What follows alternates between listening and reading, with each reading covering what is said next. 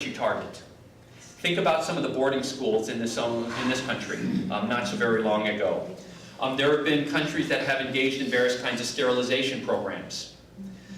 Forced, where essentially they're destroying the ability of that population to reproduce, to continue on to the future. In Bosnia, one of the things that the Serb militias were very active in doing was engaging in mass rape. Now, there were different reasons for that. Part of it was to spread fear and terror, so that the Bosnian Muslims in the villages and the communities and areas they were trying to cleanse would leave and they would flee, accomplishing what they wanted.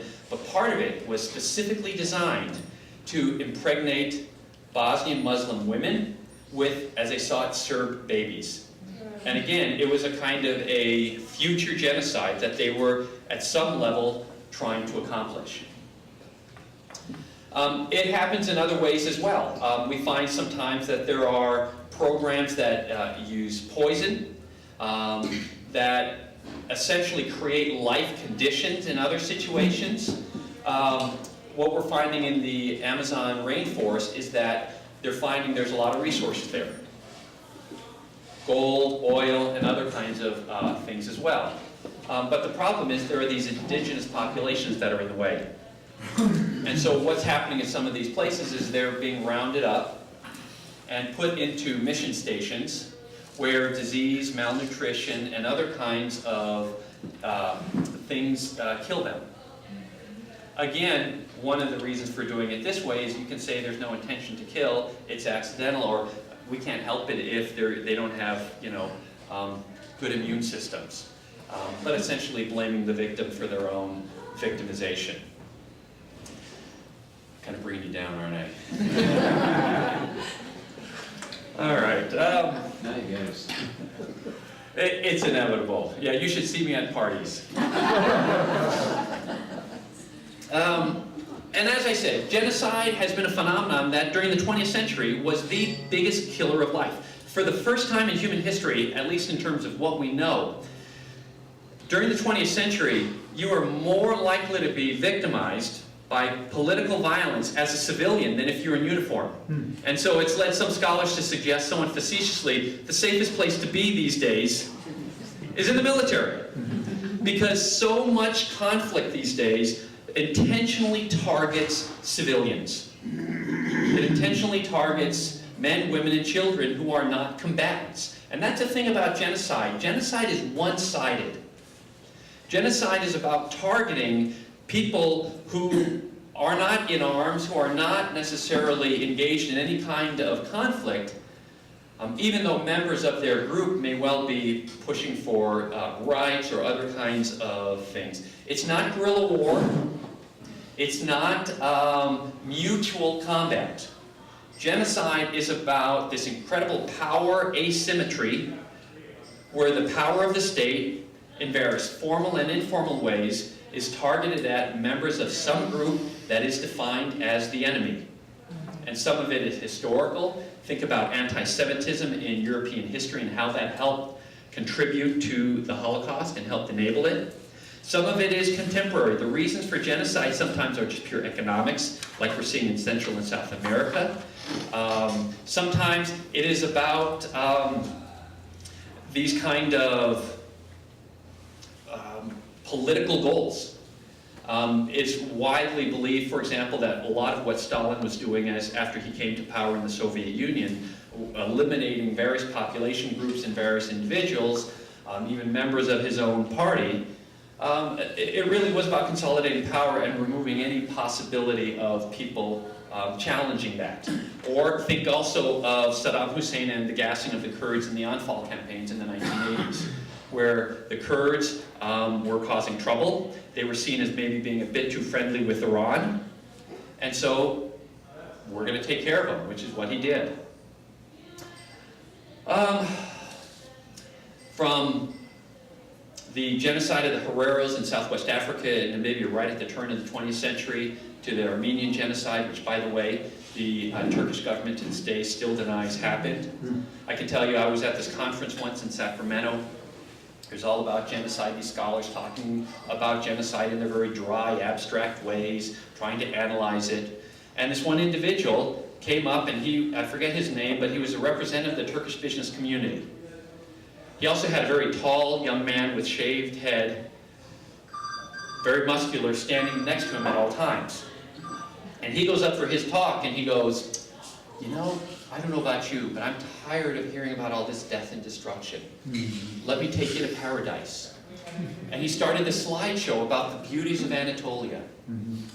And you have these pictures of these peasant women in the fields, you know, cutting the wheat and so forth. And he started, it was like a travel talk, and all these scholars, you know, as they were waking up, were trying to figure out what's going on. But then it started changing, and essentially what it turns out, he was a representative of the Turkish government. They actually monitor these conferences and publications so that they can refute them. And essentially his job was to deny that the Armenian genocide ever occurred.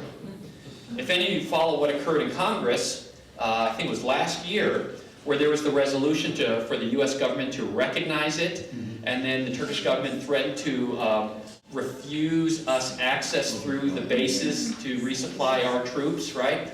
And we backed down. And still, even though that occurred early part of the 20th century during the First World War, it is still very much a contemporary issue. To the Holocaust, the irony of the Holocaust is that the Holocaust resulted in an incredible amount of attention focused on this particular crime. It resulted in the Nuremberg trials and ultimately the UN Genocide Convention with the advocacy of individuals like Raphael Lemkin and others. And the motto, the slogan that was so prevalent was never again. And unfortunately, never again has turned into again and again and again, because we've seen since then places like Cambodia, Rwanda, Bosnia, and now in this new century, Darfur. Okay, that's the short, very brief, very superficial look at a little bit of what genocide is and so forth. So where are we now? Whenever I talk about these issues, a lot of people are wondering about this new century. Where are we headed?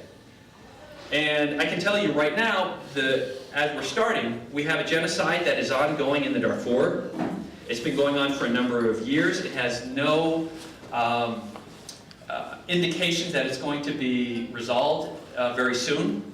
And in fact, what's happening is, even though it's continuing undiminished, and it's kind of evolved into this genocide by attrition, as Eric Reeves has suggested, where it's not so much the destruction of the villages anymore, because they're all destroyed.